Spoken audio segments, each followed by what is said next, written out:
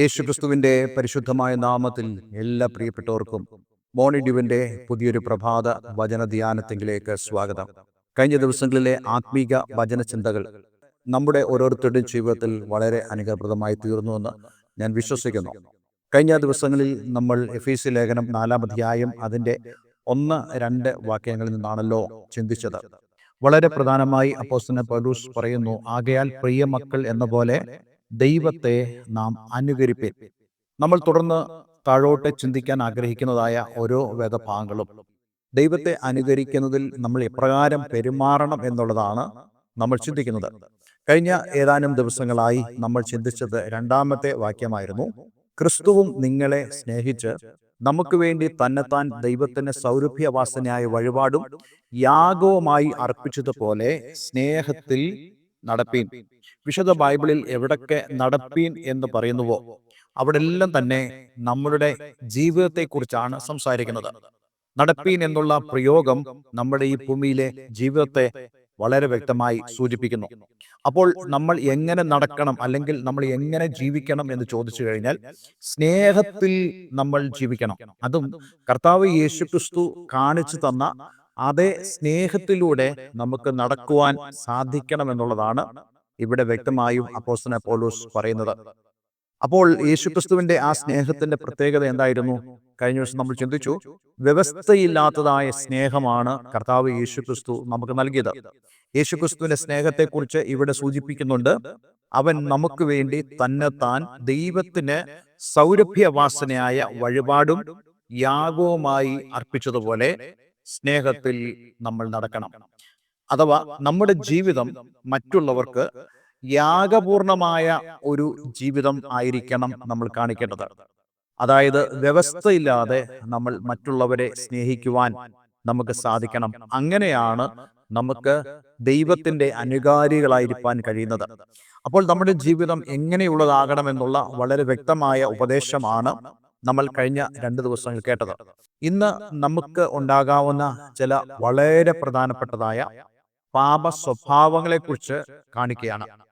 എഫേസ്യ ലേഖനം 5-ാം അധ്യായം അതിൻ്റെ 3-ാമത്തെ വാക്യം നമ്മളിങ്ങനെ വായിക്കുന്നുണ്ട്, ദുർനടപ്പും യാതൊരു അശുദ്ധിയും അത്യാഗ്രഹവും നിങ്ങളുടെ ഇടയിൽ പേർ പറക പോലും അരുത്.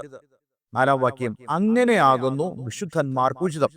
ചീത്തത്തരം, പൊട്ടച്ചൊല്ല്, കളിവാക്ക്, ഇങ്ങനെ ചേർച്ചയില്ലാത്തവയൊന്നും അരുത്, സ്തോത്രമത്രേ വേണ്ടത്. ഇവിടെ ഈ ദുർനടപ്പ് എന്നുള്ള വാക്ക് ഫോർണിക്കേഷൻ എന്നാണ് ഇംഗ്ലീഷ് ബൈബിളിൽ കൊടുത്തിരിക്കുന്നത്. സെക്ഷുവൽ ക്യാരക്ടർ, തെറ്റായിട്ടുള്ള ലൈംഗിക സ്വഭാവത്തെക്കുറിച്ച് വിശാലമായി പറയുന്നതായ ഒരു വാക്കാണ് ദുർനടപ്പ് എന്ന് പറയുന്നത്. അപ്പോൾ വിശുദ്ധ ബൈബിളിൽ ഈ ദുർനടപ്പ് കാണുന്നിടത്തെല്ലാം തന്നെ നമ്മൾ മനസ്സിലാക്കിക്കോണം, അവിടെ ഉദ്ദേശിക്കുന്നത് സെക്ഷുവൽ ആയിട്ടുള്ള വിഷയങ്ങളാണ്. നമുക്കറിയാം, ദൈവം മനുഷ്യന് നൽകിയിരിക്കുന്ന ഒരു ഗിഫ്റ്റാണ് സെക്ഷുവൽ റിലേഷൻഷിപ്പ്. അതും ദൈവം അനുവദിച്ചിരിക്കുന്നത് ഭാര്യ ഭർത്താക്കന്മാർ തമ്മിലുള്ള ബന്ധമാണ്.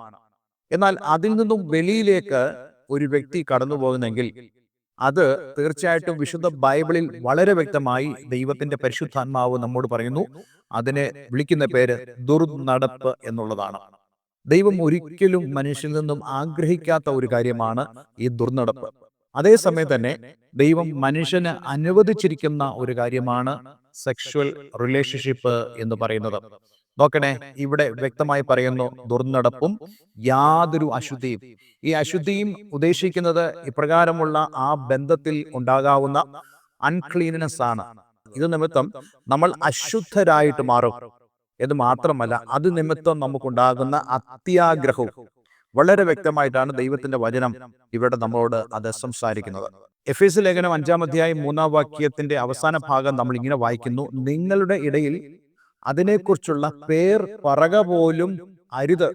അതിനർത്ഥം നമ്മുടെ ഇടയിൽ അങ്ങനെയുള്ള സംസാരം പോലും ഉണ്ടാകരുത്, അങ്ങനെയുള്ള സംസാരത്തിൽ പോലും നമ്മൾ ഇടപെടരുത് എന്നാണ് വിശുദ്ധ വേദപുസ്തകം പറയുന്നത്. കാരണം അത് ദൈവത്തിന്റെ പരിശുദ്ധാത്മാവിനെ ദുഃഖിപ്പിക്കുന്നതാണ്. 4-ാം വാക്യം നമ്മൾ ഇങ്ങനെ വായിക്കുന്നു, അങ്ങനെയാകുന്നു വിശുദ്ധന്മാർക്ക് ഉചിതം. അപ്പോൾ വിശുദ്ധന്മാർക്ക് ഫിറ്റിംഗ് ആയിട്ടുള്ള ഒരു ജീവിത രീതിയാണ് ഇങ്ങനെയുള്ള ദുർനടപ്പിനെ കുറിച്ചുള്ള സംസാരം. ദുർനടപ്പ് തന്നെയും അത് നിമിത്തം ഉണ്ടാകുന്ന അശുദ്ധി തുടരുന്നത് ഇവയൊക്കെ നമ്മൾ ഒഴിഞ്ഞു നിന്നുള്ളതായ ഒരു ജീവിതം വിശുദ്ധന്മാർക്ക് ഏറ്റവും യോജ്യമായ കാര്യമാണ്. അതുപോലെ ഇത് സംബന്ധിച്ചുള്ള ചീത്തത്തരം, പൊട്ടച്ചൊല്ല്, കളിവാക്ക്, ഇങ്ങനെ ചേർച്ചയല്ലാത്തവ ഒന്നും നിങ്ങളുടെ നാവിൽ നിന്നും വരരുത്. മറിച്ച് നിങ്ങൾക്ക് വേണ്ടത് സ്തോത്രമാണ് വേണ്ടത്. എന്താണ് സ്തോത്രം? ദൈവം നൽകിയിരിക്കുന്നതായ ദാനങ്ങളെ ദൈവവചനത്തിന് അനുസൃതമായി ചെയ്തുകൊണ്ട് നമ്മൾ ദൈവത്തിന് സ്തോത്രം ചെയ്യേണ്ടത് ആവശ്യമാണ്.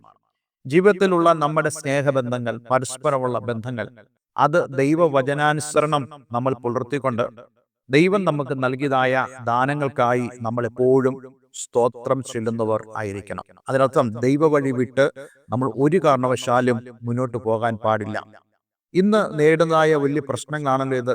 മനുഷ്യനെപ്പോഴും അത്യാഗ്രഹികളായി തീർന്നുകൊണ്ട് മനുഷ്യനെപ്പോഴും തങ്ങൾക്ക് ദൈവം തന്നിരിക്കുന്നതായ ആ നന്മകളെ മറച്ചു വെച്ചിട്ട്, അല്ല അതിനെ കുറച്ചു കണ്ടിട്ട് മറ്റുള്ളതിലേക്ക് മനുഷ്യൻ പോകുവാൻ വളരെ വെമ്പുന്ന ഒരു കാലമാണ്. ഈ അന്ത്യകാലത്ത് ഇങ്ങനെയുള്ള സ്വഭാവങ്ങൾ വർദ്ധിച്ചു വരുമെന്ന് വിശുദ്ധ വേദപുസ്തകം എത്രയോ കർശനമായി പറയുന്നുണ്ട്. അതുകൊണ്ട് എന്നെ കേൾക്കുന്ന പ്രിയമുള്ളവരെ, ദൈവത്തിന്റെ വചനം വളരെ വ്യക്തമായാണ് ഇതിനെക്കുറിച്ച് സംസാരിക്കുന്നത്. എന്നിട്ട് 5-ാം വാക്യത്തിൽ നമ്മൾ വായിക്കുന്നു, ദുർനടപ്പുകാരൻ, അശുദ്ധൻ, വിഗ്രഹാരാധിയായ ദ്രവ്യാഗ്രഹി, ഇവർക്കാർക്കും ക്രിസ്തുവിന്റെയും ദൈവത്തിന്റെ രാജ്യത്തിൽ അവകാശമില്ല എന്ന് നിങ്ങൾ അറിയുന്നുവല്ലോ. നോക്കണേ, ഇവിടെ വളരെ വ്യക്തമായി ദൈവരാജ്യത്തിൽ അവർക്കുള്ള പങ്ക് എന്ത് ആണ് എന്നുള്ളത് വിശദമായി ഇവിടെ പറയുന്നു. നോക്കണേ, ദുർനടപ്പുകാരൻ, ഇങ്ങനെ ദുർനടപ്പ് ആചരിക്കുന്നവൻ, അശുദ്ധി പ്രാപിച്ചവൻ, വിഗ്രഹാരാധിയായ ദ്രവ്യാഗ്രഹി. അതിനർത്ഥം എന്താണ്? ഒരാൾ വിഗ്രഹത്തിന് മുമ്പ് പോയി കുമ്പിട്ട് ആരാധിക്കണമെന്നില്ല അദ്ദേഹം വിഗ്രഹാരാധിയെ തീരുവാൻ. ദ്രവ്യാഗ്രഹം അദ്ദേഹത്തിന്റെ ഉള്ളിലുണ്ടെങ്കിൽ അദ്ദേഹം ഒരു വിഗ്രഹാരാധി തന്നെയാണ് എന്നുള്ള വളരെ പ്രധാനപ്പെട്ട വസ്തുതയാണ് ഇവിടെ ദൈവവചനം നമ്മളോട് സംസാരിക്കുന്നത്. ഇവർക്കാർക്കും ക്രിസ്തുവിന്റെയും ദൈവത്തിന്റെ രാജ്യത്തിൽ അവകാശമില്ല എന്ന് നിങ്ങൾ അറിയുന്നുവല്ലോ. നോക്കണേ, മദ്യപാന്മാർക്ക് സ്വർഗരാജ്യത്തിൽ അവകാശമില്ല. ഇങ്ങനെയുള്ള ജീവിതം നയിക്കുന്നവർക്ക് ദൈവരാജ്യത്തിൽ അവകാശമില്ല. അവർ ദൈവരാജ്യം അവകാശമാക്കിയില്ല എന്ന് ഇവിടെ പറയുന്നത് പലപ്പോഴും നമ്മൾ തെറ്റായി ചിന്തിക്കാറുണ്ട്. നമ്മൾ ചിന്തിക്കാറുണ്ട് ഇത് സ്വർഗത്തിൽ പോകുന്നതിനെ കുറിച്ചാണ്. സ്വർഗത്തിൽ പോകുന്നതിനെ കുറിച്ച് മാത്രമല്ല, സ്വർഗത്തിൽ ആരാണ് പോകുന്നത്? ഇവിടെ കർത്താവ് യേശുക്രിസ്തു സ്ഥാപിച്ചതായ ആത്മീക ദൈവരാജ്യത്തിൽ ഉൾപ്പെടാത്ത ഒരു വ്യക്തി പോലും സ്വർഗത്തിൽ പോവുകയില്ല എന്നുള്ളതാണ് ദൈവവചനത്തിലൂടെ നമുക്ക് വളരെ ശക്തമായി മനസ്സിലാക്കാൻ കഴിയുന്നത്. അപ്പോൾ ഈ ലോകത്തിൽ തന്നെ അന്ധകാരത്തിൽ നിന്നും അത്ഭുത പ്രകാശത്തിലേക്ക് കടന്നു വന്ന് ആ ദൈവരാജ്യത്തിന്റെ ആ വെളിച്ചത്തിൽ നടക്കുന്നവർക്ക് മാത്രമേ കർത്താവ് യേശുക്രിസ്തു വരുമ്പോൾ അവനോടുകൂടെ പോകുവാനും ആ നിത്യ ദൈവരാജ്യത്തിൽ അവർക്ക് എല്ലായ്പ്പോഴും ഇരിപ്പാനും കഴിയുള്ളൂ. അല്ലാതെ ഇവിടെ തോന്നിയ പോലെ ജീവിക്കുന്ന ഒരു വ്യക്തിക്കും ദൈവരാജ്യത്തിൽ കടക്കുവാൻ കഴിയില്ല. പലരും ചിന്തിക്കുന്നത് ഈ ഭൂമിയിൽ തെറ്റായി ജീവിക്കുക, മദ്യപാനം ചെയ്ത് ജീവിക്കുക, ഇവിടെ പറയുന്ന പോലെ ദുർനടപ്പ് ഒക്കെ നടത്തി ജീവിക്കുക, ഞങ്ങൾ മരിച്ചു കഴിയുമ്പോൾ ഞങ്ങളുടെ പുരോഹിതന്മാർ ഞങ്ങൾക്ക് വേണ്ടി പ്രാർത്ഥിച്ച് ഞങ്ങളെ ദൈവരാജ്യത്തിൽ പ്രവേശിപ്പിക്കുമെന്നുള്ളതാണ്. നോക്കണേ, എത്രത്തോളം അർത്ഥശൂന്യമായിട്ടുള്ള വാദമാണ്. ഇതിനെക്കുറിച്ചൊക്കെ വിശുദ്ധ വേദപുസ്തകം പറയുന്നുണ്ട്. വെറും വാക്കുകൾ, ദുർവാക്കുകൾ, ഇങ്ങനെ മനുഷ്യരെ ചതിക്കുന്നതായ ആളുകളുണ്ട്. മനുഷ്യർക്ക് ഏറ്റവും ഇഷ്ടം ഇങ്ങനെയുള്ള സ്വാതന്ത്ര്യത്തിലൂടെ കടന്നു പോകുന്നതായ അവസ്ഥകളാണ്. എന്നാൽ അതിൽ നിന്നെല്ലാം മാറി വേർപെട്ട് ആത്മാവിലും സത്യത്തിൽ ദൈവത്തെ ആരാധിക്കാനും ദൈവരാജ്യത്തിന്റെ ഭാഗമായി ഈ ഭൂമിയിൽ നിൽക്കുവാനും കഴിയുന്നുണ്ടെങ്കിൽ മാത്രമേ നമുക്ക് ദൈവരാജ്യത്തിൽ പ്രവേശിക്കുവാൻ കഴിയുള്ളൂ. ഇന്ന് ഈ വചനം കേൾക്കുമ്പോൾ നമുക്ക് നമ്മളെ തന്നെ ഒന്ന് പരിശോധിക്കാം. നമ്മുടെ ഉള്ളിൽ ഇപ്രകാരമുള്ള അശുദ്ധിയുണ്ടോ? നമ്മുടെ ചിന്തകളിൽ ഇപ്രകാരമുള്ള ദുർനടപ്പിനെ കുറിച്ചുള്ള ചിന്തകളും അവ നമ്മെ ഭരിക്കുന്നതായ അനുഭവങ്ങളും ജീവിതത്തിലുണ്ടോ? ഉണ്ടെങ്കിൽ ഇന്ന് ഒരു മാനസാന്തരത്തിന് നാം നമ്മെ തന്നെ ഏൽപ്പിച്ചു കൊടുക്കണം. അതെ, ദൈവത്തിന്റെ പരിശുദ്ധാത്മാവ് നിങ്ങളെ രൂപാന്തരപ്പെടുത്തുവാൻ ആഗ്രഹിക്കുന്നു. ഒരു വാക്ക് നമുക്ക് പ്രാർത്ഥിക്കാം. സ്വർഗീയ പിതാവേ, ഇന്ന് ഞങ്ങളെ കേൾപ്പിച്ച വചനത്തിനായി സ്തോത്രം. പലപ്പോഴും ഞങ്ങളുടെ ജീവിതം കർത്താവേ ദൈവവചനത്തിൽ നിന്നൊക്കെ മാറി ഞങ്ങളുടെ ചിന്തകൾ പോലും കർത്താവെ പിശാചിനാൽ നിയന്ത്രിക്കപ്പെടുന്നതായ അനുഭവങ്ങളുണ്ടല്ലോ.